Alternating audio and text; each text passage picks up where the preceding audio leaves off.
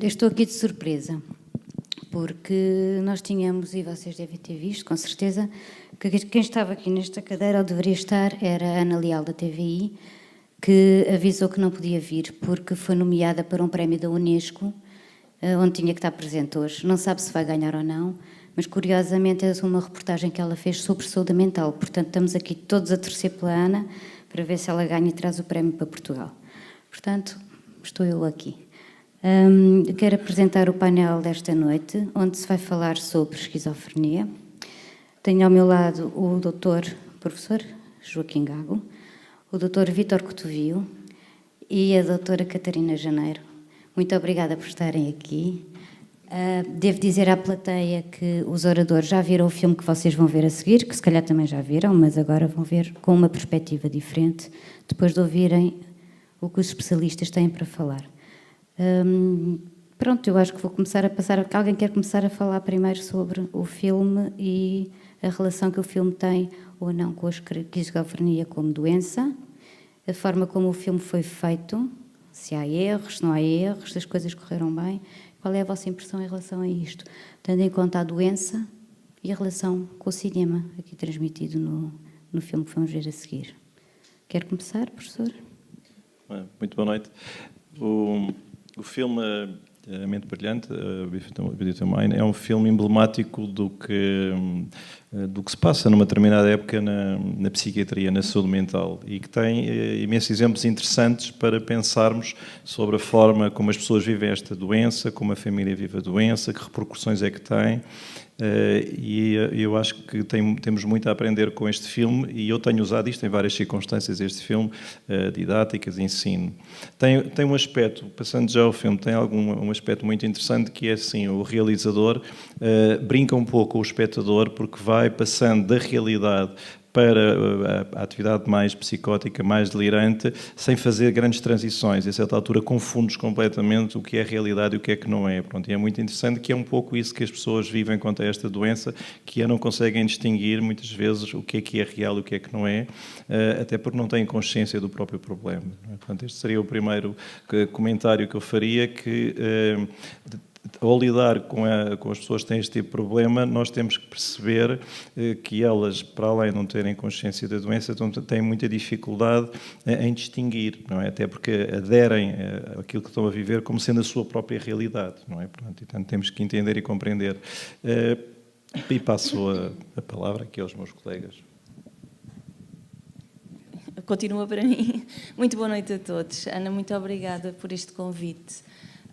Continuando aquilo que o Dr. Joaquim estava a dizer, de facto eu penso que este filme acaba por ser um elemento muito importante para a compreensão daquilo que é a pessoa com esquizofrenia, não só porque, até de uma maneira um bocadinho mais ficcional, como nós estávamos a falar há pouco, nos apresentar um conjunto de sintomas que às tantas não aparecem assim tão naquela conjugação que não é a mais frequente, não é? Mas que é importante que as pessoas tenham noção do que é que podem ser esses sintomas. Eu vou-te interromper. Quais são especificamente essas coisas que tu vês no filme e que não são assim tão reais? Depois, não são tão frequentes. Não são frequentes. Porque, como nós estávamos a falar há pouco, efetivamente, o John Nash tem alucinações visuais, que não são efetivamente as mais frequentes, e também e eu penso que isso terá sido de uma forma intencional, acabam por ir mostrando alguns sintomas ou algumas características associadas também ao quadro da esquizofrenia, mas que acabam por estar de uma forma que às vezes na realidade não se encontra tão pura. Por exemplo, é muito fácil vê-lo a ter pensamentos megalómanos, a querer fazer qualquer coisa de muito grande, a acreditar que ele está predestinado para fazer uma coisa muito grande, e muitas vezes isso também está associado à própria doença, não é? Temos as alucinações visuais, que não são assim tão frequentes, as auditivas são muito mais frequentes que as visuais. E temos também, por exemplo, eu estava a ver o filme e isto era uma coisa que eu estava que eu me ia lembrando, que é, ok, nós temos aqui a percepção de que este homem fica doente a determinada altura da vida dele, mas também tenho a sensação de que nessa altura começamos logo a vê-lo com algum déficit nas coisas do dia-a-dia. E isto às vezes também não é assim tão, felizmente, não é tão notório nas pessoas que nós vemos na nossa prática clínica. Esse déficit muitas vezes aparece quando uma evolução mais normal não aparece de uma forma tão imediata como se mostra ali, que parece que já está quase antes da doença, já se vê ali algumas coisas mais deficitárias. E agora passo a palavra. Começando aqui pela questão das alucinações, eu acho que isto é intencional por uma questão cinematográfica. Ou seja, a questão que se põe é que para o filme, eu acho que o filme é um filme bonito, dizíamos ali, em off, sim, dentro da caixa. Não é um filme imprevisível, não é um filme fora da caixa. Uhum. É um filme muito bem construído para quem quer ganhar um Oscar. Eu até acho que o realizador... Não é um filme para Oscar, não quer esclarecer ninguém. Não, quer, não, sem dúvida. E acho muito bem, porque o filme é muito bem construído nessa perspectiva, porque segue a matriz daquilo que Hollywood pede. Não é? Porque, no fundo, é uma história baseada numa história real, é uma história com alguém que tem um problema, é uma história que tem uma ideia de superação, é uma história que tem uma boa banda sonora, é uma história que tem uma boa fotografia, portanto, o filme está todo alinhado. Eu acho que na nossa linguagem ele se projetou, ele pensou assim, brincando, se ele ganhou o Nobel, eu vou ganhar um Oscar. Eu acho que ele se projetou no John Nash, mas de certeza que vou ganhar um Oscar porque ele ganhou o Nobel. Estou a brincar agora, mas é uma interpretação selvagem. Mas acho que o filme tem, e acho que as alucinações visuais são por uma razão cinematográfica, porque de facto na esquizofrenia são mais comuns outro tipo de alucinações, nomeadamente as auditivas, só que as visuais, em termos cinematográfico, é que são aquelas que pegam ao ponto de, mesmo as alucinações visuais, comparando aqui a questão do filme com a questão da nossa área, mesmo as alucinações visuais são muito cénicas, muito quase oníricas, também não são mais comuns em estados confusionais, se quiser, tudo é muito cinematográfico. Agora, é muito interessante, é que, pela perspectiva do filme, há ali duas outras coisas que eu acho muito interessantes, não é? Que é, pelo lado mais pedagógico, se quisermos, a esquizofrenia tem de várias dimensões. A dimensão que nós dizemos da sintomatologia produtiva, que são as alucinações, os delírios, a dimensão da sintomatologia negativa, que são os déficits, que são a dificuldade de expressão emocional, que são a dificuldade na vontade de se dirigir para um objetivo, para uma meta, são o discurso mais pobre. Bom, são a falta de espontaneidade, são a alogia, que às vezes responder de uma forma mais lacónica. E tem uma dimensão emocional, a pessoa pode se deprimir. Para mim tem uma dimensão cognitiva, que é muito importante, a capacidade da pessoa orientar a atenção, a capacidade de processar informação. Por isso é que nos tratamentos as abordagens psicossociais são muito importantes, quando se fala daquilo que é remediação cognitiva ou compensação. Bom, podemos lá ir depois, ao longo da conversa. Eu acho interessante que o filme começa... Se repararmos, o filme começa com ele a ouvir uma palestra num cantinho da sala e com um olhar perdido no vazio. Eu acho que ele não tem um olhar perdido no vazio, tem um olhar perdido no cheio do que está na cabeça dele. Se olharmos para os olhos, o filme está muito bem explorado na comunicação não verbal. A comunicação não verbal é interessantíssima e acho que o John Nash ou o Russell Crowe faz muito bem aquilo. Não é? Não ganhou um Oscar com aquilo, ganhou no ano anterior com o Gladiador, mas faz muito bem aquilo. Mas se repararmos, em termos metafóricos, isso eu acho muito interessante. Acho muito bonito em termos metafóricos, um filme que começa com alguém no topo de uma sala, a ouvir uma palestra motivacional, com o olhar perdido no vazio, e que acaba, à frente de uma plateia, a fazer uma conferência, ou seja, não está na relação com o outro no princípio do filme, e está na relação com todos no fim do filme. Acho isso interessantíssimo em termos de metáfora. Se me perguntar, é assim na maior parte das esquizofrenias? Não. É? E, portanto, aqui o lado romântico do filme. Repare, para além destes critérios de Hollywood, o filme faz uma coisa espetacular. Consegue falar de drama, de romance e é thriller e suspense, que é que era melhor para um filme ganhar um Oscar. Quer dizer, tem lá tudo. O filme tem lá isto tudo. E a linguagem metafórica. Depois podemos ir, que eu não quero, para irmos partilhando. Mas depois já falo também o lenço. A linguagem metafórica do lenço. A linguagem metafórica das canetas. A caneta que é um simbolismo funcional. Não é? O que a pessoa vai alcançar. A ideia é brilhante para ter acesso àquelas canetas. O lenço que ela lhe dá na primeira saída, em que ele diz, ele responde, ele pergunta se acreditava na sorte, ele diz, eu não acredito na sorte, mas acredito em tudo em que você toca. E depois dá uma parte do filme em que é quando supostamente ele vai ter que ser internado outra vez, e se repararmos, ele está a mexer no lenço antes dela ter uma afirmação espetacular, que é: eu quero acreditar que é possível uma coisa extraordinária, ou eu quero acreditar que o extraordinário é possível. E, de facto, a exceção confirma a regra. É possível coisas extraordinárias e é possível boas evoluções na esquizofrenia, não é? 20% dos casos podem ter uma vida quase normal, mas 40 a 60% dos casos, se calhar, não têm. Não ligo muito às percentagens, porque outras pessoas dirão outra coisa. Mas é preciso ter esta noção. E o filme, e como é que acaba o filme? Acaba com o lenço, em que ele faz a conferência, beija o lenço, e ela, sei lá, o amor pode tudo, não é? E ela mete a mão no peito, no coração.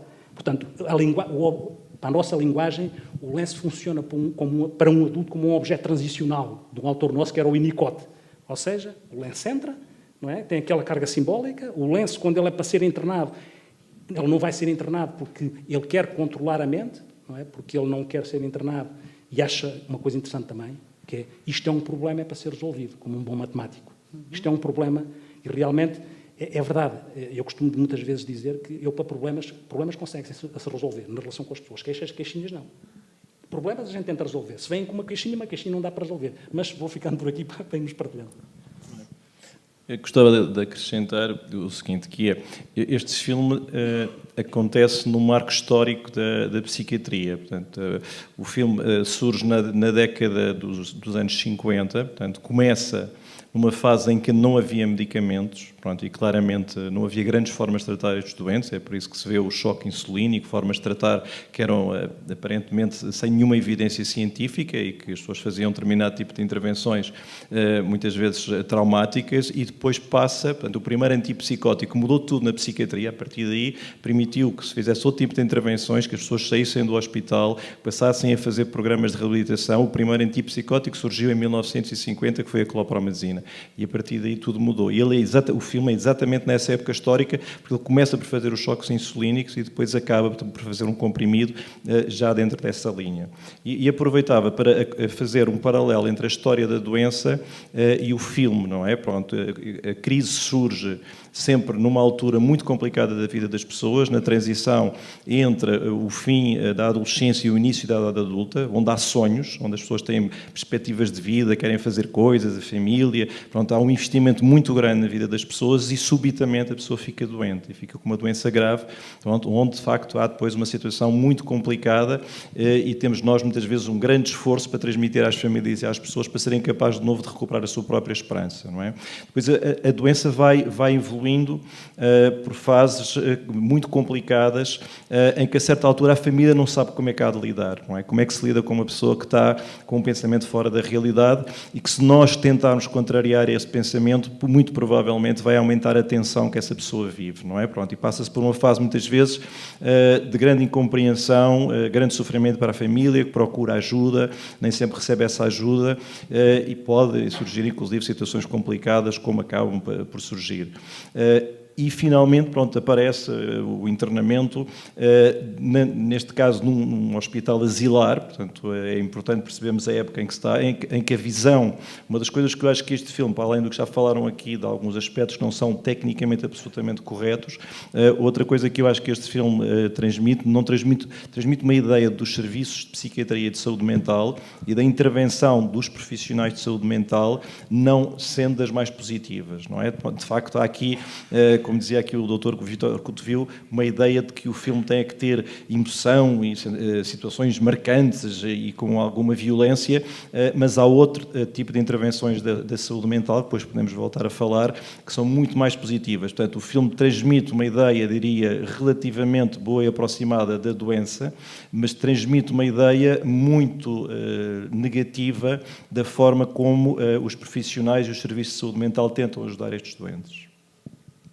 Eu, se calhar, aproveito na continuação daquilo que disse há pouco do tratamento psicossocial, que efetivamente é uma coisa basilar para as pessoas com esquizofrenia. E no filme, de facto, notam-se algumas questões que tornam este tratamento imprescindível para a recuperação das pessoas. Nomeadamente, nós vemos o John Nash com muitas dificuldades na interação social, não é, com os amigos, sempre com uma atitude que face aos outros parece um bocadinho bizarra, um bocadinho estranha, um bocadinho ausente. Depois vemos-lo também com muita dificuldade de vinculação ao filho, quando ele nasce. E isto acaba por ser uma questão que está muito presente nos doentes com esquizofrenia, que é a questão da aptidão social e a questão da ligação emocional, que às vezes pode estar mais comprometida.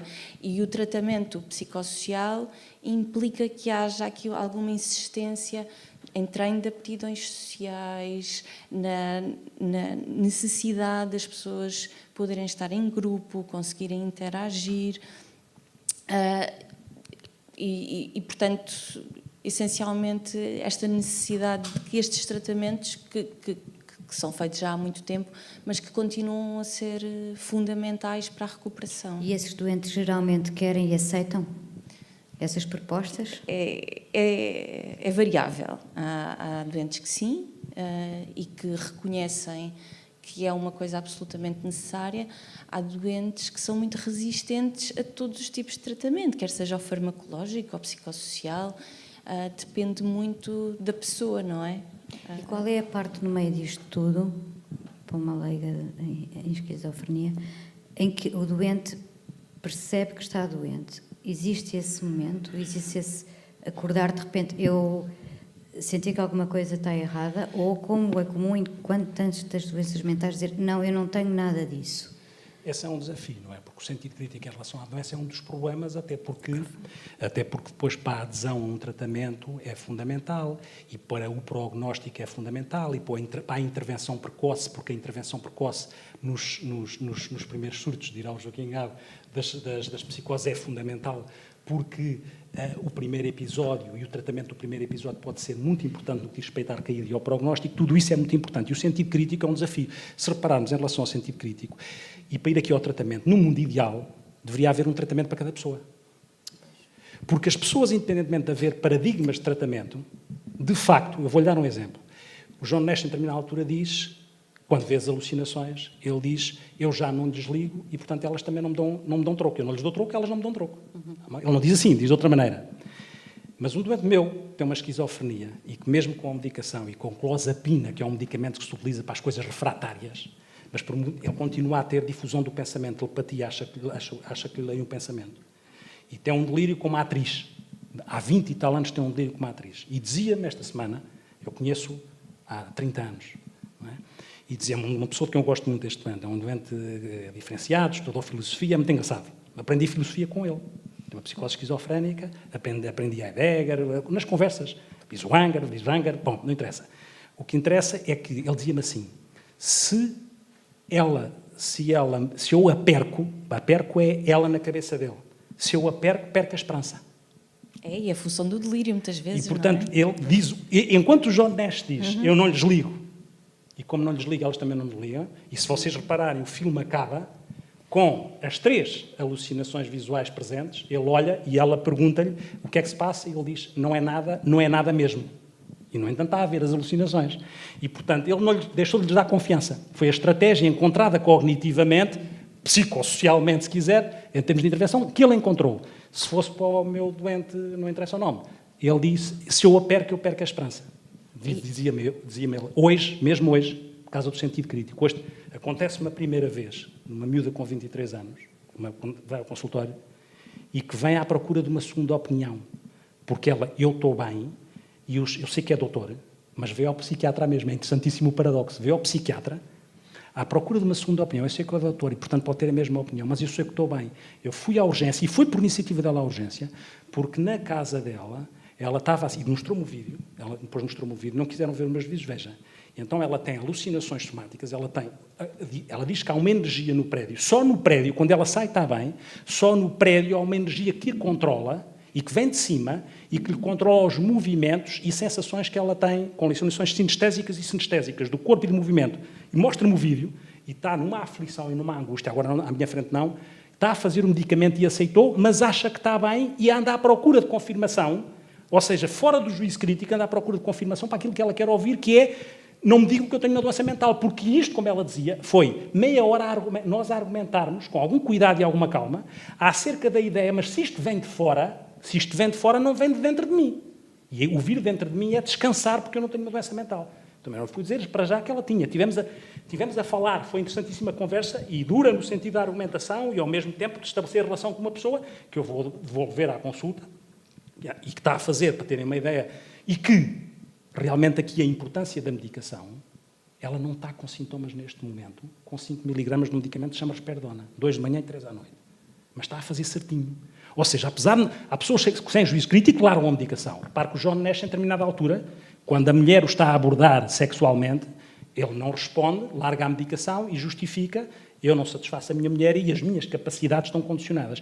E, portanto, o desafio da dosagem mínima e eficaz é muito importante para que as capacidades das pessoas, o equilíbrio entre as capacidades das pessoas condicionadas pela doença e as capacidades das pessoas que não têm de ser condicionadas pelos medicamentos, é um desafio técnico muito afinado. É de pinças. E é assim que deve ser. Não é? E, portanto, veja a questão devia de haver um tratamento para cada pessoa. O filme tem outra coisa interessantíssima, que eu só reparei agora, quando me obrigou a vê-lo, entre aspas, para vir aqui, que é não vi da outra vez. Não vi da outra vez. O filme tem 2 insights por causa do juízo crítico. Quando é que ele tem insight em relação a aquilo não é real? Se vocês se lembrarem, é quando ele tem um insight e diz: a menina, a sobrinha do Charles, não envelhece. Ou seja, ele envelheceu, mas a sobrinha do Charles não envelheceu. E ele diz: ela não envelhece. E nesse momento, para um homem inteligente, que é o caso, que também é fator de bom prognóstico, há fatores de bom prognóstico e de mau. Não é? O ter uma vida equilibrada, o ter uma relação, as famílias são muito importantes, o ter o pré-mórbido, como nós chamamos, estar integrado socialmente, tudo isto são fatores de bom prognóstico, o ser um início mais abrupto. Bom, há fatores de bom prognóstico. Ele tem, neste sentido, teria fatores de bom prognóstico e de repente tem um insight. E esta menina aparece no filme também, para mim, simbolicamente, em 2 momentos significativos. É o insight para o John Nash e o insight para o espectador. Isso eu não tinha reparado. Isso eu restei os minutos. Aos 50 minutos do filme... Atenção, aos 50 minutos. Aos 50 minutos do filme, que é muito antes do insight do John Nash, há um insight para o espectador que eu nunca tinha reparado, que é que a menina vem com o tio, e o tio fica a falar com o John Nash, e a menina vai para o meio dos pombos e está a saltar no meio dos pombos a torto e a direito e salta e os pombos não voam. Os pombos voariam. Okay. Se ela não fosse uma alucinação. Agora, espero que o realizador tenha feito isto de propósito, senão eu fico frustrado.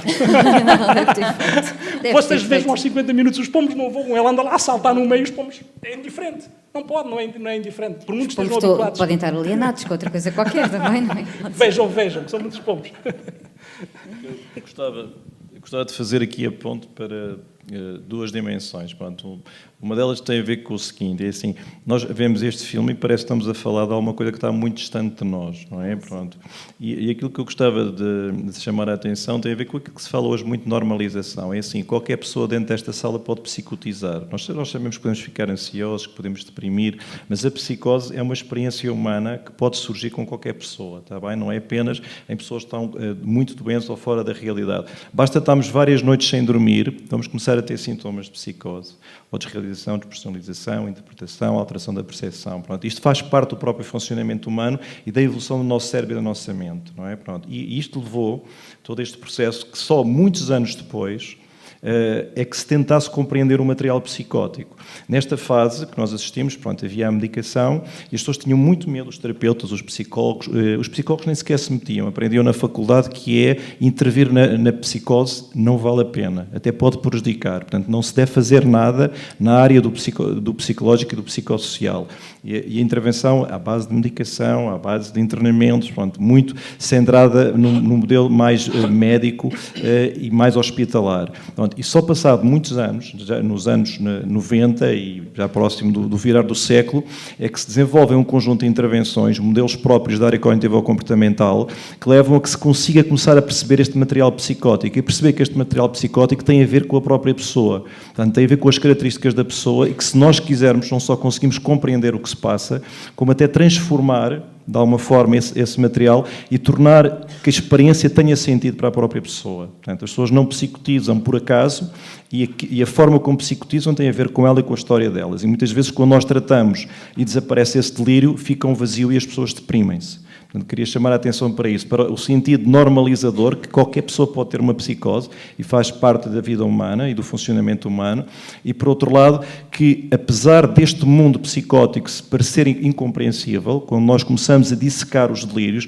porque é que ele tinha este tipo de pensamentos, porque é que ele tinha estas megalomanias, pronto, como é que ele se relacionava com as pessoas e depois como é que ele desenvolvia o tipo de delírios, conseguimos perceber melhor a pessoa que nós temos à nossa frente, está bem? Portanto, é isto que eu queria chamar a atenção, que é como eu costumo ensinar, portanto, a área da intervenção cognitiva comportamental para as psicoses, e chamo a atenção que é assim, nós para entrarmos num mundo psicótico é como chegamos a uma cidade que nós não conhecemos. Pronto, e que as regras de trânsito são diferentes daquelas que nós percebemos. Portanto, temos que, de facto, compreender estas pessoas noutra dimensão.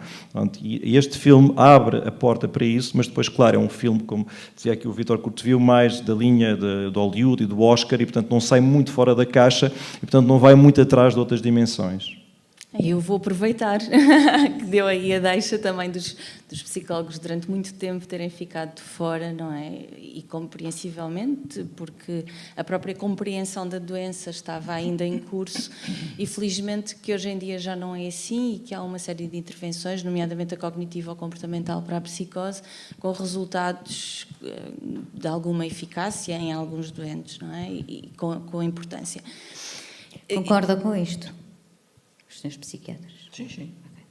Somos desta geração. Psiquiatras e psicólogos, às vezes, temos que pôr aqui. E, de facto, no trabalho e no contacto direto com a pessoa com esquizofrenia, acho que há aqui duas questões que são muito importantes, que batem nisto que o Dr. Joaquim acabou de falar, que têm a ver com este trabalho muito conjunto de compreensão e de dar significado às coisas delirantes, e tentando ajudar a pessoa também a contrastar isso com a realidade. Agora, este trabalho é um trabalho que não pode ser feito com demasiada sofreguidão, porque temos aqui o risco de, muitas vezes, os próprios delírios, por estarem com as pessoas há muito tempo ou por serem coisas muito significativas, preenchem um espaço dentro das pessoas. E retirar-lhes isso, de repente, pode ser muito perigoso, muito ameaçador. Portanto, todo este trabalho, ameaçador vindo de fora, atenção, sim, sendo imposto por outra pessoa. Quando é a pessoa a chegar a essa conclusão, aí não há qualquer... Esta questão não se coloca. Mas, de facto, este trabalho de ajudar a que as pessoas possam dar significado à sua experiência, conseguirem contrastar isso com a realidade e com alguém que está ao lado delas, a tentar perceber essa realidade, com a noção de que isso é importante para a pessoa, eu acho que acaba por ser um grande contributo também para o tratamento global. Sim, sem dúvida. Eu queria fazer só uma pergunta aqui, agora completamente leiga, que é assim, quando é que qualquer um de nós consegue, estando perante um primeiro quadro, o início da doença, pode ou não achar que isso é um sinal e estar atento? Que sinais é que as pessoas podem ter como, vá lá, dicas? Está aqui alguém na sala que está a falar, não sei se alguém quer fazer alguma pergunta já em relação a isto, não estou a ver quem é porque tem estas luzes aqui todas. Mas está alguém a... É que se houver perguntas depois vão ter direito a fazê-las, está bem? Está bem? Sim. É sobre tudo isso. Que sinais de aviso é que se pode dizer às pessoas que pode ser nesse caminho, ou será, como se falou agora, e isto é muito interessante, só uma descompensação que tem a ver com quadros que estão a acontecer naquele momento na vida, como descompensação de sono, ou de trabalho, ou burnout, ou outro tipo de coisas. Onde é que há esta distinção? Pode ser uma coisa um bocadinho mais além disso, e o que é que se deve fazer? Penso que está a perguntar são sinais precoces, não é, desta doença. Durante algum tempo pensava-se que esta doença surgiria de facto nesta altura, início da idade adulta, pronto, só nessa fase em que a doença de alguma forma surgia. Mas não, hoje sabe-se que não é exatamente assim. Isto é uma doença considerada do neurodesenvolvimento e em certa medida as pessoas nascem com esta doença. Não é? Pronto, já tem de facto uma influência genética que vai determinar. Primária. Não é primária, ela depois vai obedecer, portanto, junta-se aqui uma parte genética e depois os fatores do ambiente, não é? Pronto, não se pode dizer que seja uma doença certo. Totalmente hereditária, não é? Pronto, e durante o percurso de desenvolvimento vão surgindo pequenas alterações. Pode ser uma criança que se isola, pode ser uma criança que tem alguns comportamentos fora do habitual, pode ter até algumas alterações motoras na coordenação motora, pode ter alguma dificuldade verbal. Não, estamos a falar portanto, é um processo diferente, mas as doenças psiquiátricas têm sempre áreas de interseção, portanto é possível encontrar sintomas que estão no espectro do autismo ou que estão já na área das perturbações afetivas, mas dentro da linha da esquizofrenia, aquilo que normalmente acontece é alterações na área da relação com os outros, alterações na linguagem, alterações no funcionamento, pronto, e depois há uma fase no desenvolvimento em que habitualmente há uma quebra no funcionamento, há uma alteração, pronto, um bom estudante, a certa altura, começa a ter menor desempenho na escola, começa a isolar-se mais, começa a ter alguns comportamentos que não são exatamente iguais àqueles que ele tinha antes, não quer dizer que já sejam fora da realidade, portanto, começa a haver ali uma série de manifestações que podem pressupor que a pessoa poderá estar em risco de desenvolver uma doença destas. Pronto, mas são coisas muito inespecíficas. Quando é que se deve procurar ajuda? Qual é a altura? Qual é o clique que se deve dizer? Ok, se calhar está a acontecer isto com esta criança. Se é que se pode responder a isto. Sim, isso é muito importante porque a maior parte destes doentes procura os profissionais muito tarde. Portanto, geralmente chegam já às vezes com muitos anos de doença e quanto mais anos a pessoa tem doença não tratada, mais déficits tem, perdem capacidades. Portanto, é uma doença que pode levar, de facto, à perda de capacidades se não for tratada. Quanto mais cedo se intervir, melhor, não é? Pronto, quando é que deve pedir ajuda? Obviamente, se há uma alteração no funcionamento, se a pessoa está isolada, se há uma perturbação na relação com a família, pronto, a família deve procurar ajuda e pode informar do que é que isso é, não é? Pronto, pode até não ser nada de grave, pode necessitar de alguma intervenção, pode estar uma pessoa deprimida, pode ter alguns problemas, não é? Pois, mas é importante... a dizer, pode ser a saúde mental, tem algumas doenças que são transversais nessas idades, não é? Mas é importante que se peça, sem dramatizar, que se peça ajuda o mais cedo possível, embora é muito difícil fazer o diagnóstico nessa fase, mas é perfeitamente possível identificar algumas manifestações da doença que antecedem a fase aguda, que depois surge mais tarde, não é? Pronto, eu acho que isso é importante. Aqui há outro aspecto importante que é assim, esta doença trabalha um mito. Há um mito que os doentes nos trazem muito, sobretudo mais os pais, que as pessoas com esquizofrenia ou com doença bipolar são pessoas muito inteligentes, são mais inteligentes do que a média. Quase todos nós ouvimos isto nos consultórios. É o mito? Pronto, e este filme quase que vai atrás do mito, não é? Quer dizer, estamos a falar com uma pessoa que teve uma esquizofrenia e depois ganha um prémio Nobel. Mas, de facto, temos que perceber bem, porque habitualmente há a déficit e perda de capacidades. Portanto, as pessoas têm uma reserva cognitiva. Quando é que ele desenvolve a teoria que leva ao prémio Nobel? Ele desenvolve aos 20 e poucos anos, portanto, a teoria dos jogos, depois foi revolucionária na área da economia, portanto, ainda antes de surgir a fase aguda da doença. Portanto, e depois surge a fase aguda e, de facto, há um desenvolvimento e vai-se ver no filme que ele perde capacidades, portanto, já não consegue falar da mesma forma com as pessoas, não se consegue relacionar, portanto, há déficits que se vão acentuando ao longo do tempo. Ainda para mais face ao tratamento que ele teve, ao tipo de intervenções. Portanto, é um mito. Obviamente, se as pessoas tiverem uma maior reserva cognitiva, vão manter mais as suas capacidades, mas é uma doença que nós temos que estimular, como dizia há pouco o Dr. Couto, estimulação cognitiva, levar as pessoas a ter um conjunto de atividades que lhes permita manter as suas capacidades, porque há uma tendência para perderem capacidades não só na área social, na área hoje falar da cognição social, mas também na área cognitiva. E esta questão da cognição social, se nós repararmos, é a cognição social e a teoria da mente, que é esta percepção que nós temos de olhar para nós em relação à forma como pensamos e sentimos as coisas e como é que vemos isso nos outros e como é que somos adequados na relação. Se repararem, a primeira abordagem que ele faz, uma loura, leva uma fatada porque a abordagem é completamente a seco, porque de facto as competências sociais estão alteradas, a leitura não flui e portanto a coisa sai mal. E no filme depois também há uma grande diferença entre aquilo que é em determinados momentos o mostrar essa dificuldade de expressão emocional e noutros momentos de repente ele aparece espetacular na forma como manifesta as suas expressões emocionais, o que não é a coisa mais comum. Quando fez a pergunta ao Joaquim, é evidente que nós temos de estar muito atentos para as descontinuidades, sejam as descontinuidades do funcionamento na escola, ou no trabalho, ou na percepção, ou no pensamento. Agora, na sua linha como é que nós vemos isso? Na linha de funcionamento daquela pessoa, se a linha de funcionamento muda, seja a nível na sua interação, na sua percepção, na sua forma como lê o mundo. Não tem que estar com percepções delirantes, não é como ele, quando descompensa, de repente, vocês veem que ele é um dos...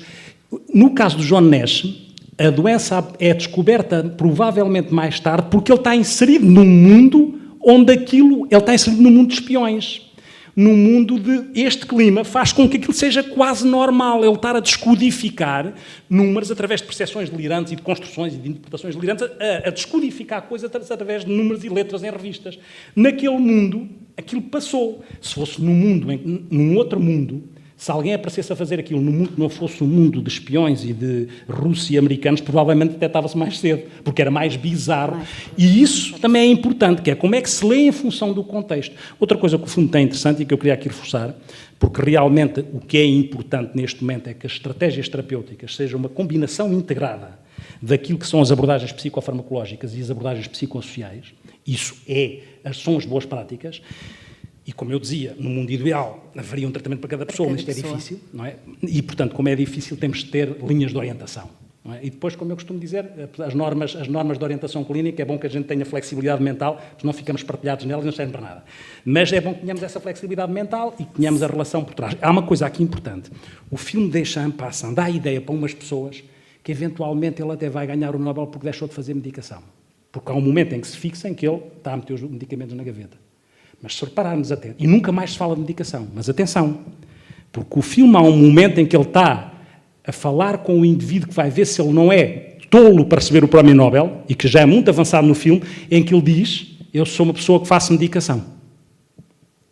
E, portanto, há que perceber que, embora o filme, porque é romântico esta ideia de que, ok, e atenção que isto é uma psicose esquizofrénica e a medicação tem a sua importância. E, portanto, mas o próprio filme deixa o espectador a fantasiar a ideia que há ali uma suposta cura sem medicação, mas é preciso reparar no momento em que ele está a falar com o avaliador para o Prémio Nobel, como ele dizia, mas não é comum virem avaliar as pessoas, não é? Mas eles foram lá para ver se ele estava em condições de não fazer má figura. E ele diz, pois, eu sei que sou tolo, eu sei que faço medicação, sim. E ele diz isto. E, portanto, temos que olhar para os pormenores todos, porque aí houve o respeito para aquilo que é cientificamente correto, não é? Certo. E Catarina, onde é que entra aqui o cognitivo comportamental, especificamente na esquizofrenia? Tem a ver com a própria abordagem que é feita individualmente com a pessoa com esquizofrenia, nomeadamente para delírios resistentes à medicação, quando, apesar de... Delírios resistentes à medicação. É uma das coisas que pode ser experimentada, será a abordagem cognitivo ou comportamental na psicose, que implica, essencialmente, entrar na tal cidade que o Dr. Joaquim falou, ao lado da pessoa com esquizofrenia e tentar criar significados comuns e confrontá-los com a realidade partilhada. É mais ou menos isso. É perceber o que é que implica, o que é que significa aquele delírio, para conseguir que a pessoa consiga fazer alguma ligação entre isso e a realidade que é partilhada com as outras pessoas. E consegue-se, Catarina? A pessoa que está num delírio e que já está mesmo para além de viver noutro... Voltar a esta chatice toda? Efetivamente, e no rigor clínico, a medicação acaba por ter um papel crucial nisto. Okay? Eu não acredito que alguém possa fazer isto sem medicação. Acho que nos casos em que a medicação não consegue lá chegar, pode ser uma ajuda importante. E mesmo nos casos em que, efetivamente, porque estes sintomas muitas vezes remitem por um período muito alargado de tempo com a medicação. E só na crise seguinte é que voltam a aparecer. E a terapia cognitivo-comportamental também pode ajudar nesse manejo das fases agudas da doença e das fases de estabilidade. Mas quando sem a medicação, e para os doentes com esquizofrenia, a medicação é efetivamente fundamental. E vamos ver, às vezes, há uma coisa que é importante nós percebermos, então na nossa área, por maioria da razão. Às vezes, os problemas, como ele dizia, são para resolver. Depende do que se entende por resolução de problema. Porque às vezes, e resolver problemas também é uma coisa importante em termos de abordagem para as pessoas com esquizofrenia e respectivas famílias, mas depende do que é resolver problema. Às vezes resolver problema pode não ser eliminar o problema, pode ser aprender a lidar com o problema. Pode ser, voltando ao meu doente de quem gosto muito, pode ser companheiro de viagem do delírio, desde que se perceba que realmente ele ficava vazio sem o delírio e que ele é refratário em relação àquela, especificamente em relação àquela área da psicopatologia refratário, mas como ele me disse há 20 anos atrás, quando eu, não foi há 20, foi há 30, não é? Eu estou a fingir que sou mais novo, mas é mentira. Mas para aí há 30, ele, em determinada altura, eu com a fã e com o sangue na guerra, em determinada altura digo-lhe que tinha aprendido, não é? Lá com o meu orientador, como é que se interpelava e se fazia o teste da realidade, mas se calhar fiz o teste da realidade. O teste da realidade é tentar ver se as pessoas conseguem articular-se entre a sua ilusão, a alucinação e a realidade e passar um bocadinho para a realidade, conflito com a realidade das coisas. Mas devo ter feito aquilo de uma forma, se calhar, muito técnica e pouco empática naquela altura, e senti, quando lhe disse, quando estava a confrontar, que se calhar não era bem assim, se calhar que não havia, ia para dizer agora o nome da atriz, não vale a pena, e é bastante conhecida, não é, se calhar não é bem assim, não tem essa pessoa na sua cabeça, deve ter dito aquilo de uma forma má, porque ele na consulta a seguir ele disse-me, sabe, naquele dia em que você me disse aquilo, não levou com uma cadeira em cima porque não calhou. Só que, ao longo dos tempos, é muito interessante, ele diz-me assim, ele vem no autocarro, e diz, eu hoje estou aflito porque tenho que fazer um esforço para não pensar, porque sei que me estão a ler o pensamento. E depois diz-me assim, eu sei, o juízo crítico não é só uma coisa de preto ou branco, não haver ou haver. Às vezes há caminhos intermédios.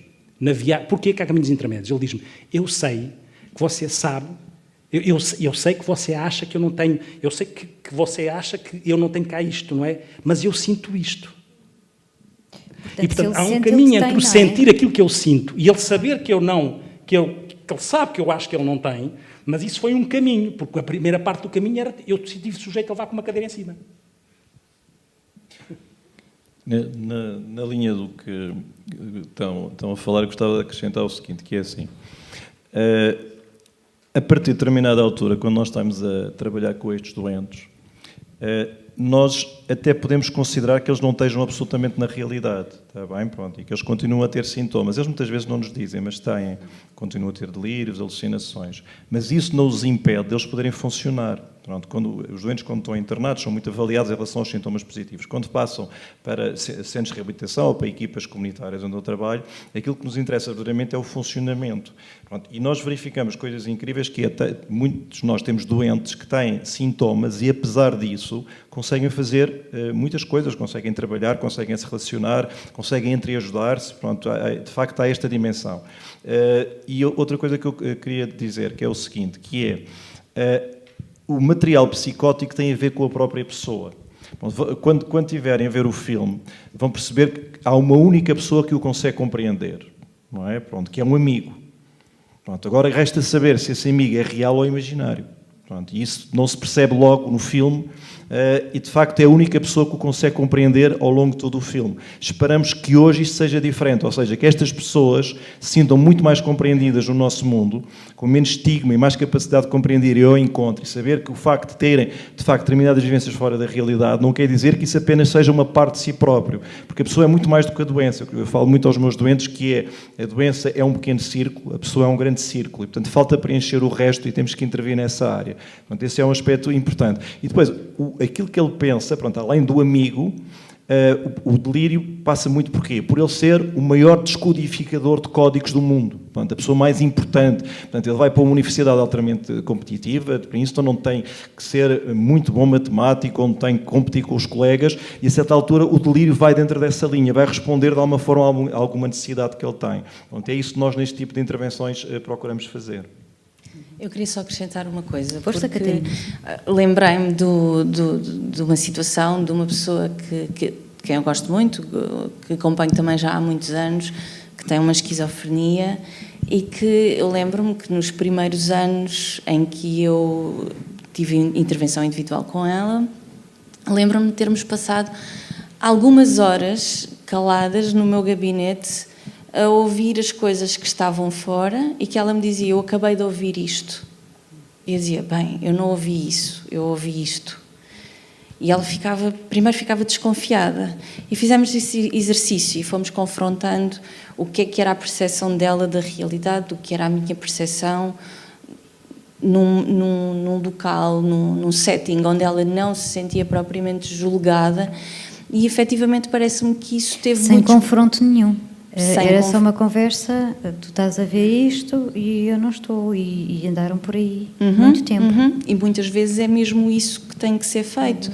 Não é um trabalho imediato, muitas vezes não se conseguem resultados em tempos recorde, mas acho que é um trabalho que efetivamente, quando se consegue fazê-lo, é uma grande mais-valia para a pessoa, porque aumenta efetivamente este sentido crítico. E depois é assim, quer dizer, aquilo que nos nossos cânones, as mãos trabalham e depois é uma chatice. Aquilo que nos nossos cânones nos orientam, não é? Quando nós estamos a falar de psicopatologia, é evidente que sabemos que uma alucinação é uma alteração, uma percepção sem objeto, como a gente diz, não é? E, portanto, é uma coisa supostamente não é real, mas o que a pessoa sente é. E, portanto, este equilíbrio entre o que não é real num canal sensorial, no outro canal sensorial, que é o do sentir, é real. E a relação que nós temos que estabelecer é que o sentir, sabendo que no outro canal sensorial não é de facto real. Mas para ter acesso a este teste da realidade, não faz sentido confrontar alguém não respeitando o que sente. É um caminho que se faz. Aquilo que o Joaquim disse, eu quero reforçar também, porque é assim. Nos tempos atuais é isso mesmo, porque cada vez mais, e nós temos essa experiência todos que lidamos com estas pessoas, a funcionalidade das pessoas não é igual, não é paralela com aquilo que são os sintomas. E, de facto, existem pessoas com muitos sintomas, mas altamente funcionais, e o contrário também pode ser verdade. E, portanto, se há a parte mais complicada para alguém com uma esquizofrenia, obviamente, será sempre aquilo que é menos vistoso para fora. O que é mais complicado são a sintomatologia negativa e cognitiva. O que é mais vistoso, entre aspas, são as alucinações e os delírios, não é? Que são mais para os psicopatologistas, para nós, não é? Mas, verdadeiramente, aquilo que é complicado e limitativo é a sintomatologia negativa e a sintomatologia cognitiva. E se não se intervém precocemente, obviamente que este registro de sintomatologia negativa e de compromisso cognitivo vai-se acentuando mais. E é aí que as pessoas ficam altamente limitadas, porque realmente pode haver alguém com uma alucinação e com um delírio, mas que está a ser tratado precocemente e que nas suas competências funcionais elas estão a ser o mais salvaguardadas possível, e nesse sentido estamos a fazer uma coisa que é, independentemente de tratarmos quantitativamente sintomas, estamos a contribuir para ganhos em saúde, qualidade de vida, autonomia, funcionalidade, que são ganhos em saúde, e que isso importa às pessoas, mesmo que a nós, não é, mais novos, possamos dizer assim, ganhamos, que já temos uma alucinação, um delírio remitivo, quer dizer, está bem, é importante sim. Mas também é importantíssimo para quem vive com as pessoas e para quem lida com elas e com tudo isso, porque é sempre um grave problema, não é? É que ninguém sabe o que é que há de fazer.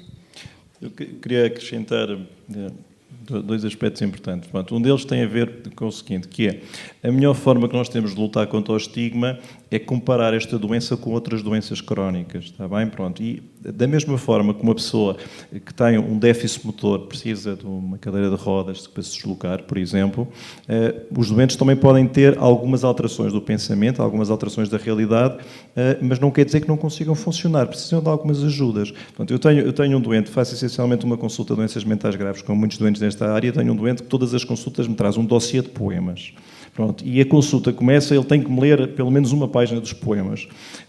Há uns anos atrás eu percebia os poemas e conversava com ele sobre os poemas, ultimamente é um bocadinho mais difícil, porque ele está mais desorganizado. Mas depois de ele terminar de ler os poemas e me dá o dossiê, pronto, depois levo o dossiê da consulta anterior. Pronto, é sempre assim, então, traz-me um dossiê, eu dou-lhe um dossiê. Até porque ele disse que não tinha espaço para tantos dossiês. Depois vamos falar do resto. Este homem trabalha no armazém, é fiel do armazém, consegue fazer o seu trabalho, tem amigos, relaciona-se com a família, pronto, nós apostamos muito na parte da reabilitação, portanto, ele tem uma vida que até se consegue realizar e gosta imenso de escrever poemas e é realizado com isso. Pronto, tem essa particularidade, mas fora isso ele funciona. Obviamente que ele no trabalho precisa de ajuda, de vez em quando ele está pior, tem que ficar de baixa, temos muitas vezes que fazer a ponto com o trabalho, temos que fazer a ponto com a família. Mas se as pessoas tiverem este suporte, assim como uma doença física, se tiver suporte a pessoa pode funcionar, é que é exatamente a mesma coisa. Isto pode acontecer e a pessoa pode ter uma vida perfeitamente realizada com objetivos. Hoje nós falamos falamos muito do termo do recovery, da recuperação, que é para além da doença. Enquanto há uns anos atrás se trabalhava no controle dos sintomas positivos, hoje passamos para uma dimensão de funcionamento e procuramos acompanhar a pessoa num caminho em que ela, a certa altura, vai para além da doença. Passa a ter objetivos, passa a ter sonhos, passa a querer realizar projetos. Portanto, não se limita a ser doente. Passa a ser pessoa e a ter objetivos que quer cumprir. Outro aspecto aqui muito importante, que é o seguinte, tem a ver com as famílias. E coisas tão simples quanto isto. Neste filme, as pessoas não conseguem compreender e tentam contrariar a pessoa. Não é? Pronto, é uma coisa muito simples que nós temos que ensinar às famílias, que é um delírio, por definição, é uma alteração do pensamento que o próprio adere como sendo a sua própria realidade e que não cede à argumentação lógica. Portanto, se a família vai contrariar, é como estar a dizer a uma pessoa que isto não é castanho. A pessoa olha, interpreta e vê que é castanho. E, portanto, o que é que acontece? A certa altura há um foco de tensão. A família começa a continuar a dizer, o doente fica mais tenso, há conflitos e até pode haver, no limite, agressividade. Pronto, isto é muito importante. Portanto, não se deve contrariar os delírios, deve-se compreender o sofrimento que esta pessoa está a ter. Está bem? Eu passo isto para as famílias porque falamos aqui essencialmente do doente, mas no filme vamos ver uma mulher, uma esposa com muita dificuldade, com imenso sofrimento, sem saber o que é que há de fazer, no meio desta complicação toda, e sem ninguém falar com ela ou tentar explicar. Inclusive, depois tem aquelas coisas muito dramáticas do filme, que põem a esposa na janela a ver levar choques insulínicos, pronto, e ela a tremer por todo lado, que é uma coisa horrível, não é? Pronto. E na prática nós não fazemos isso, obviamente, não é? Mas, portanto, salientava isto, que é o que é que se tenta fazer hoje com este tipo de doentes, pronto, e que dá uma forma igual a muitas doenças crónicas, e, por outro lado, a importância que é trabalhar com as famílias, porque se nós trabalharmos com as famílias, muito provavelmente a pessoa vai ter uma melhor recuperação, vai ser mais compreendida, porque nós temos ainda hoje muitos pais que dizem que a pessoa não trabalha, ou os estudantes não trabalham, ou não têm aproveitamento escolar porque são preguiçosos. Não é? Porque não fazem nada. Pronto, e grandes zangas e grandes críticas. E o que nós temos que ajudar as famílias a perceber o que é esta doença e como é que vão lidar com esta doença para as coisas correrem melhor. Pronto, e este é um trabalho também muito essencial da nossa parte. E em relação às famílias, o suporte que, eventualmente, agora um pairar mais político, que é evidente, temos que decidir, e um país também se define por isso, como é que investe ou não investe na saúde mental, não é? Que é sempre parente pobre, mas isso é um bocadinho generalizado em relação aos outros países. Voltamos ao estigma, não é? E nesse sentido, temos que demora, o dinheiro que custa, onde é que vamos, por exemplo, não tenho dinheiro para nada, como é que eu vou fazer? E esta ideia das famílias e das doenças crónicas, temos que perceber quando é que nós temos a possibilidade de dar condições a famílias que possam ter um suporte naquilo que é o cuidador informal, que andamos para aqui a degladiar-nos quando é que avança e quando não avança, mas torna a não avançar em termos orçamentais, e estas famílias, quando têm casos graves em casa, são famílias com alto sofrimento. Mas quando é que a família sabe se o caso é grave ou não? Quando é grave, sabe. Mesmo. Quando é grave, sabe. Essa é fácil, essa resposta é fácil. Em de identificar o precoce ainda podemos... Pode-se sempre ir adiando. Sim, mas quando é grave impacta muito. Impacta muito porque tudo o que é relacional, tudo o que é comportamental, tudo o que é desorganização está demasiado visível e demasiado pouco compreensível e demasiado impactante na família. Aí essa é fácil.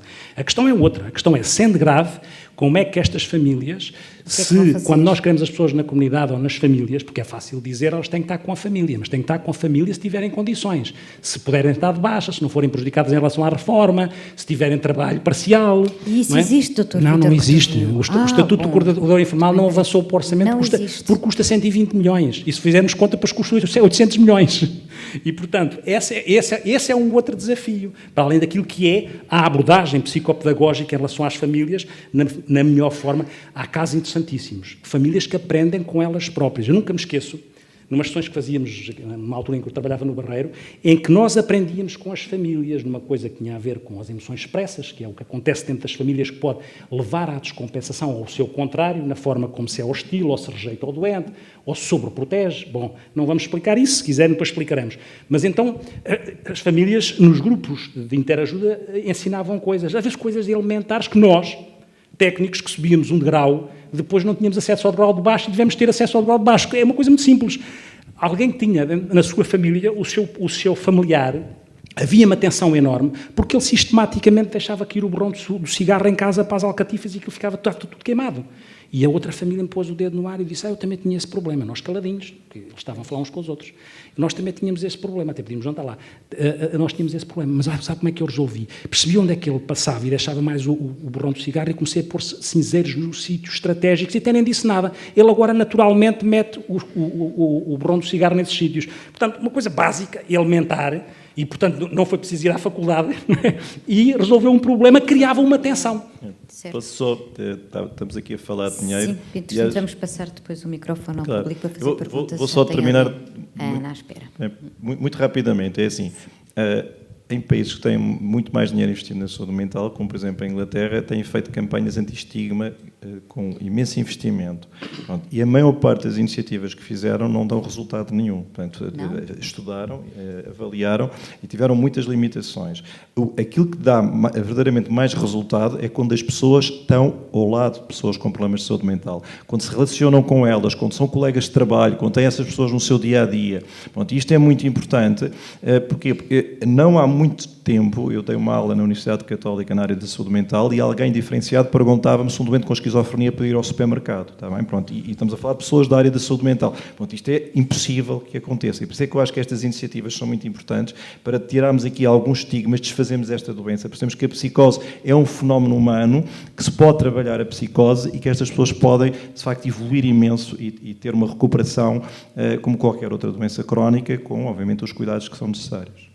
Ana, é só uma última coisa, um desafio que eu quero deixar para as pessoas que vão ver o filme a seguir. Sim, tu vais falar, eu vou chamar a Ana, vai ficar com o microfone. É muito fácil agora perceber. A Catarina vai terminar, este vai passar para vocês, façam perguntas, aproveitam para se esclarecer, a informação é a parte mais importante de tudo, aproveitem. Eu vou passar o microfone à Ana. Catarina. Através do filme é muito fácil perceber o John Nash e perceber o que é que se está a passar com ele, porque nós temos acesso a tudo. Temos acesso ao que ele pensa, ao que ele vive, sob o formato das alucinações que ele vai tendo. O desafio que eu deixo é tentem ver o filme imaginando que não estão lá as alucinações, que vocês não estão a ver. Será que é assim tão fácil de compreender? Influenciámos, estivemos para aqui agora. Porque, efetivamente, compreender uma pessoa com esquizofrenia é não ter acesso a isso. É aceitar a experiência da pessoa sem ter acesso direto àquelas imagens que vocês vão ver no filme. E, portanto, é o grande exercício até de combate ao estigma que eu vos proponho para hoje. Pronto, e agora calma. Prometo. Obrigada. Perguntas?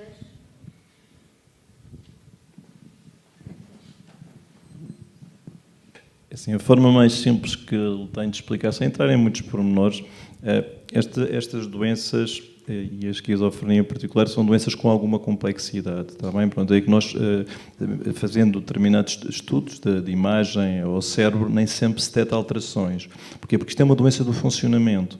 Pronto, há perturbação nas várias ligações do cérebro e que cria, de facto, alguns desequilíbrios. Estes desequilíbrios repercutem-se depois em termos de neurotransmissores e vão criar aqui alguma instabilidade, não é? Pronto, nós falamos muito das vias da dopamina, algumas vias que são mais responsáveis pelas alucinações, outras vias são mais responsáveis por déficits cognitivos. Pronto, hoje sabe-se relativamente, diria ainda pouco, mas já alguma coisa, como é que algumas vias funcionam. Portanto, não é propriamente uma área que está lesada, não é?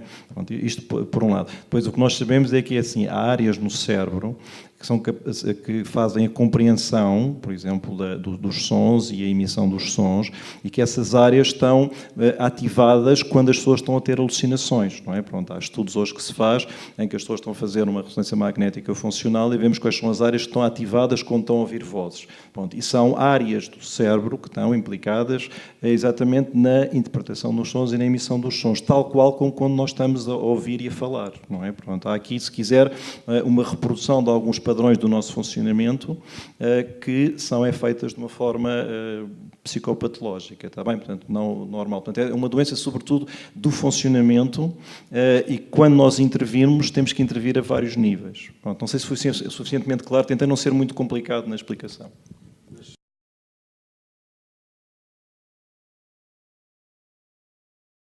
Até se fez o caminho ao contrário, ou seja, primeiro, reforçar o que o Joaquim é que está. O grande desafio das neurociências é, como dizia um paciente ou uma paciente minha, em determinada altura, um paciente, que de facto estava a expor-se, porque é uma pessoa que tem uma doença mental e que é pública, e estava numa sessão contra o estigma a expor a sua vivência. E dizia uma coisa que para nós ouvir é chata, é que achava que, no que diz respeito ao estudo do cérebro, ainda estamos muito atrasados. E na prática, se calhar, estamos neste sentido, ou seja, estamos muito avançados em relação ao que já era e estamos muito atrasados em relação ao que falta ser. Esta questão da funcionalidade, eu não acho que seja só a esquizofrenia, eu acho é que a vida de facto é sistémica. O que significa que o cérebro também funciona sistemicamente e nós não vamos encontrar um sítio específico onde está lá a esquizofrenia. Estou caricaturando.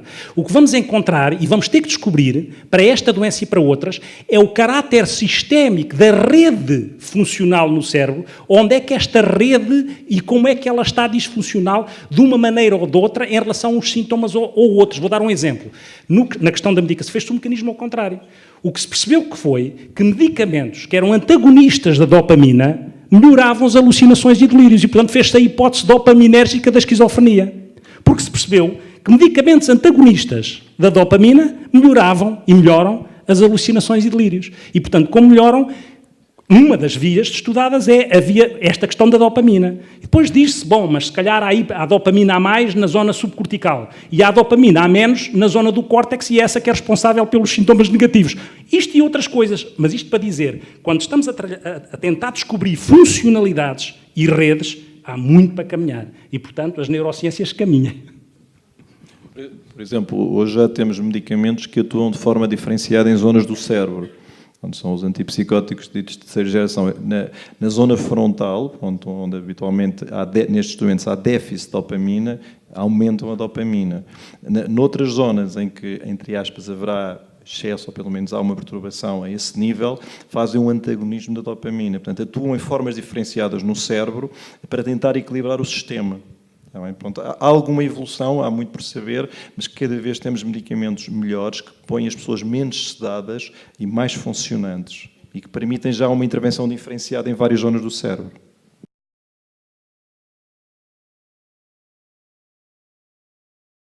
Eu penso que entendi a sua pergunta, é quando essas alterações do pensamento geram perturbação, é isso? Pronto. Obviamente, nós não aconselhamos as famílias a concordar com os delírios, nem nós podemos concordar com os delírios. Nós temos é que perceber o sofrimento que está por trás disso, não é? Pronto. E como é que nós conseguimos trabalhar? Pronto. Primeiro, numa via de tentar compreender a pessoa, porque a maior parte destas pessoas é assim, que falam com alguém nos seus pensamentos e dizem, não, isso é um disparate, tu estás a pensar, o quê? Os teus colegas estão a montar um complô, há um professor que te pôs lá uns aparelhos em casa, ou um chip no braço, como vai aparecer aqui neste filme, e esse chip controla a pessoa toda, pronto, isso é um disparate. Pronto, e vão sistematicamente ouvindo críticas. Quando chegam a uma consulta, ou alguém que tem mais alguma experiência, nós não vamos contrariar, vamos tentar compreender a pessoa, o que é que se passa com ela, não é? Pronto, e depois, através da compreensão, que é um aspecto importante, há outra dimensão que é, olha, nós já conseguimos ajudar pessoas que têm o seu problema, pronto, há outras pessoas que têm, portanto, passamos para uma perspectiva mais alargada, para não ficar só no problema da pessoa, pronto, e podemos, de facto, a tentar ajudá-lo, desde que, pronto, que de facto aceite, vir falar connosco, conversar connosco, pronto, tenta-se aqui uma via que não é destruir o material psicótico, mas é estabelecer uma relação. Pronto, obviamente há situações limite em que as pessoas alteram o seu comportamento, pronto, e aí temos outras formas mais drásticas e traumáticas e devemos de evitar, mas quando são necessárias faz, que é o internamento compulsivo. E eu acrescentava aqui uma parte que eu acho que é importante. Muitas vezes, quando isso acontece, nós, enquanto técnicos de saúde, acabamos por ser procurados pelas famílias, não é? Que, a tentar encontrar respostas e soluções, vão elas próprias a uma consulta, pedem para falar com um técnico de saúde para perceber o que é que pode ser feito.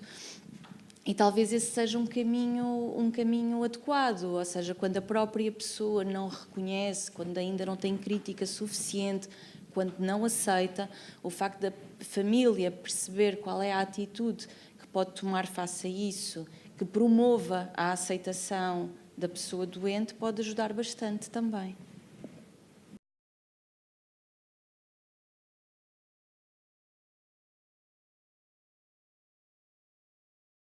Primeiro queria agradecer o seu testemunho e a coragem de falar aqui um pouco de si, de uma experiência que vive de ter um problema de saúde mental. Pronto, falou de pensamentos, não é? Pronto, e pensamentos que você consegue perceber que não são corretos, mas que o perturbam, não é? Pronto, e que o deixam ficar mal. Nós habitualmente incluímos esses pensamentos mais dentro da linha das obsessões, não é? Pronto, e que tem um tratamento diferente da psicose, porque habitualmente na psicose a pessoa tem esses pensamentos, mas adere. Portanto, não tem consciência que são pensamentos incorretos.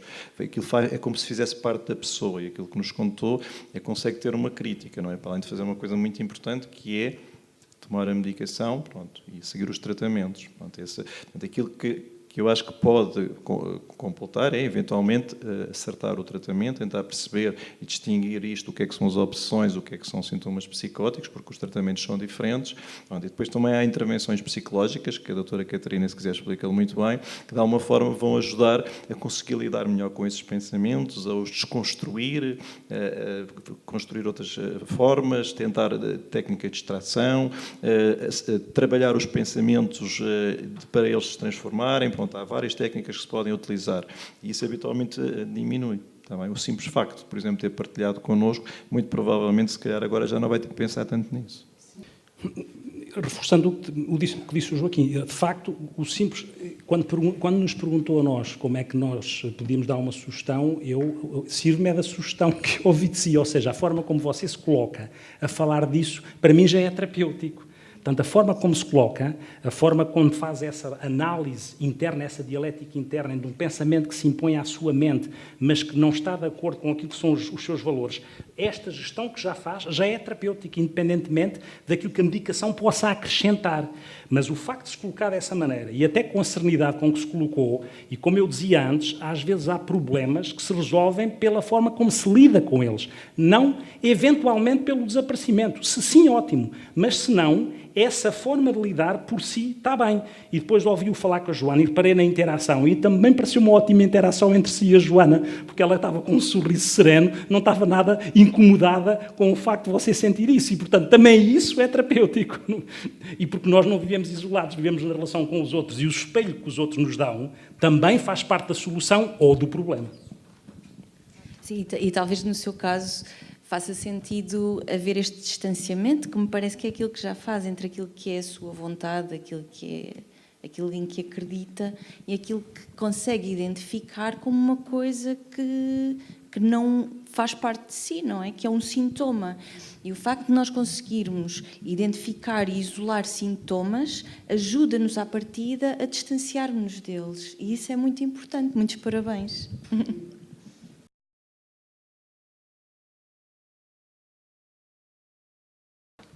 A melhor forma de diminuir o estigma da esquizofrenia, eu defendo isso, é dar outro nome à doença. Eu sou daquelas pessoas, algumas pessoas no Japão já tentaram fazer isso, inclusive tem outro nome. O exemplo típico disto é o que aconteceu com a doença bipolar. Tínhamos a psicose maníaco-depressiva com imenso estigma, imensa carga social, onde fez-se uma mudança do nome, não foi só se chamar bipolar.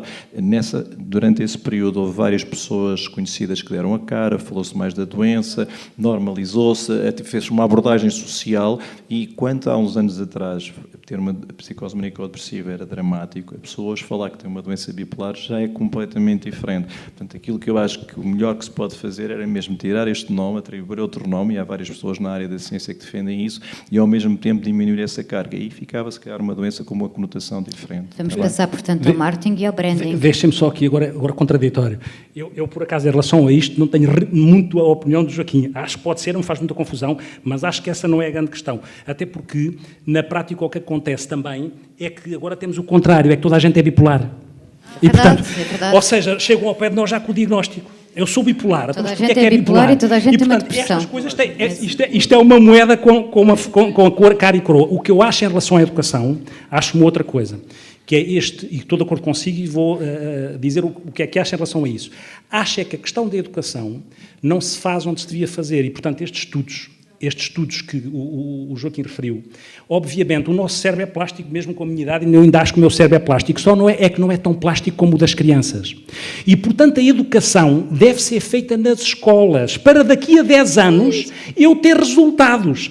Esta estratégia de contacto É fundamental a relação é fundamental a estratégia de contacto, é como se chama. A estratégia da literacia e saúde mental, com a minha idade, está bem, passa ao lado, porque eu já estou com os meus estereótipos e com os meus preconceitos. Seja em relação aos taxistas, em relação aos jogadores de futebol, já cá estão. E por muito que eu queira ser ao racismo, e a gente diz que não é, mas depois, verdadeiramente, eles estão lá, as coisas estão lá. É com as crianças. Se vocês querem saber, quando o Conselho Nacional de Saúde Mental começou, tinha representantes de tudo, mas não tinha do Ministério da Educação. Como? E, portanto, quando se começar nos programas escolares a tratar este assunto, daqui a 10 anos podemos colher frutos. Pelo menos é a minha fantasia. Porque aí normaliza-se uma coisa. Normaliza-se uma coisa. Normaliza-se no bom sentido do termo.